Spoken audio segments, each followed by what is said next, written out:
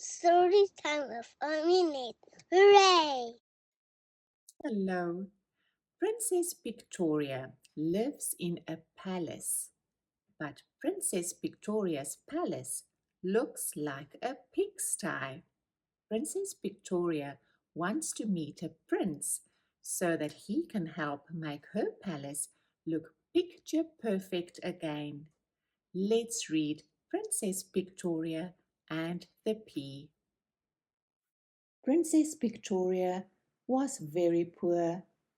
Her palace had peeling paint and collapsing plaster. She planted pansies and petunias. She swept and she polished. It's hopeless, she protested. My palace looks like a pigsty. If only I had enough pennies to have it painted. One day, Princess Pictoria read a personal ad in the paper. Wanted a proper princess to become the bride of Prince Proudfoot of Porksville. Princesses must apply in person. If I married the prince, pondered Pictoria, perhaps he would help me make my palace pretty again.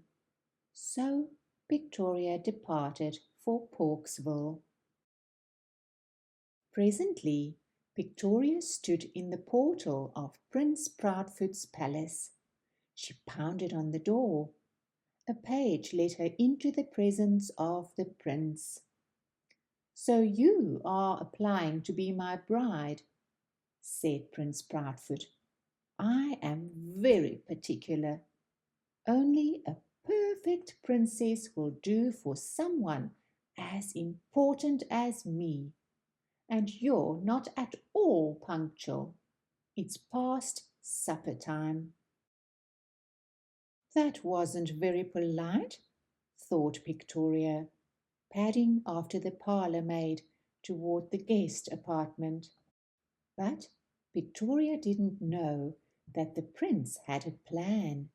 He had placed a pea under her pillows.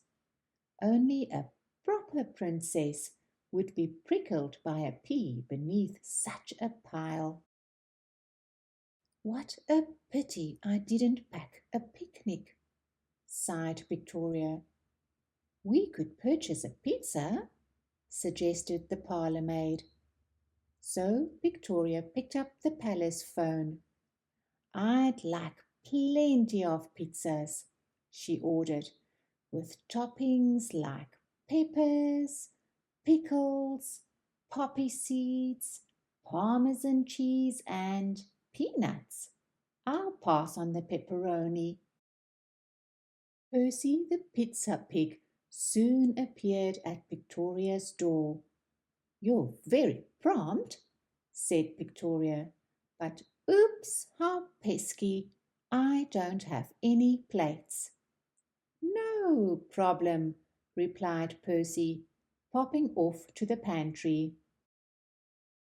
Soon in paraded the keeper of the pantry keys with paper plates and plastic cups, the palace porter with a pitcher of pineapple punch, the chief potato peelers with potato chips and popcorn, and the pastry cook with a pumpkin pie. "Won't you all have a piece of pizza?" asked Pictoria. So Pictoria, Percy, the parlour maid, the keeper of the pantry keys, the palace porter, the chief potato peelers, and the pastry cook ate until everything had disappeared.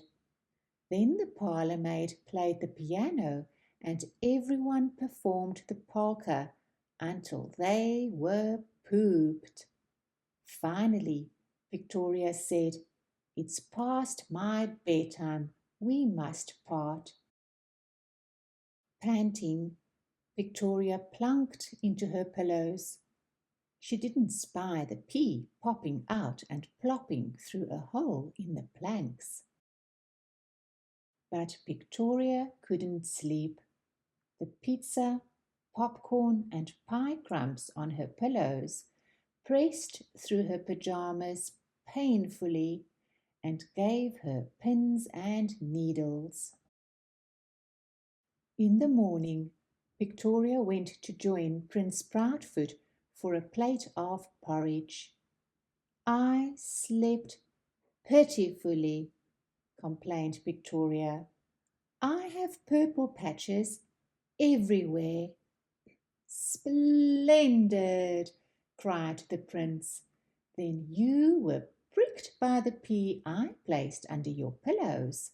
This proves you are a proper princess. You have permission to be my bride. You put a pea under my pillows? Exploded Pictoria. I am not impressed. I could never be the partner of such a pompous prince. I much prefer Percy the pizza pig. Oh, Pictoria, cried Percy the pizza pig, who had spent the night in the pantry pining for the princess. Let us become a pair. Peachy, cried Pictoria.